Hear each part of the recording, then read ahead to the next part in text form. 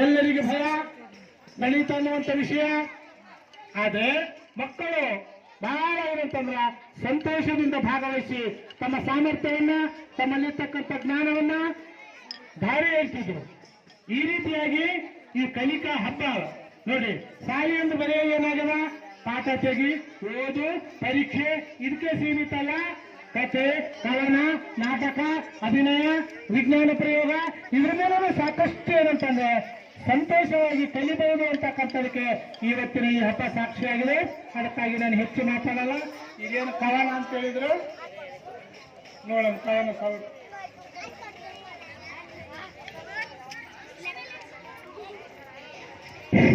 ಈ ಕವನದ ಒಂದು ಶೀರ್ಷಿಕೆ ಖಾನಾಳಿ ಕಲಿಕಾ ಹಬ್ಬ. ಬಂತು ನೋಡಿ ಬಂತು ಖಾನಾಳಿ ಕಲಿಕಾ ಹಬ್ಬ, ಮಕ್ಕಳ ಮನದ ಸಂಭ್ರಮದ ಹಸಿರು ಹಬ್ಬ. ಪುಸ್ತಕದ ಹೊರೆಯಿಲ್ಲ, ಪರೀಕ್ಷೆಯ ಭಯವಿಲ್ಲ, ನಲಿದಾಡುತ್ತಾ ಕಲಿಯುವ ಹರ್ಷಕ್ಕೆ ಕೊನೆಗಿಲ್ಲ. ಬಂತು ನೋಡಿ ಖಾನಾಳಿ ಕಲಿಕಾ ಹಬ್ಬ. ಬಣ್ಣ ಬಣ್ಣದ ಕಾಗದಲ್ಲಿ ಅರಳಿತು ಬಣ್ಣ ಬಣ್ಣದ ಕಾಗದಲ್ಲಿ ಅರಳಿತು ಮಣ್ಣಿನ ಆಚೆಯಲ್ಲಿ ಮೂಡಲಿ ಸುಂದರ ರೂಪವು.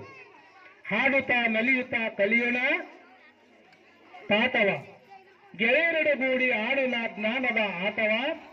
ಬಂತು ನೋಡಿ ಖಾನಾಳಿ ಕಲಿಕಾ ಹಬ್ಬ. ಜ್ಞಾನದ ಮೋಜಿನಲ್ಲಿ ಅರಿಯೋಣ ಲುಹವ, ಜ್ಞಾನದ ಮೋಜಿನಲ್ಲಿ ಅರಿಯೋಣ ಲುಹವ. ಲೆಕ್ಕದ ಆಟದಲ್ಲಿ ಗೆಲ್ಲೋಣ ಸವಾಲವ. ಸುತ್ತಲಿನ ಪರಿಸರವೇ ನಮಗೆಲ್ಲ ಗುರುವು, ಅನುಭವದ ಹಾದಿಯಲ್ಲಿ ಬೆಳೆಯಲಿ ಅರಿವು. ಬಂತು ನೋಡಿ ಖಾನಾಳಿ ಕಲಿಕಾ ಹಬ್ಬ.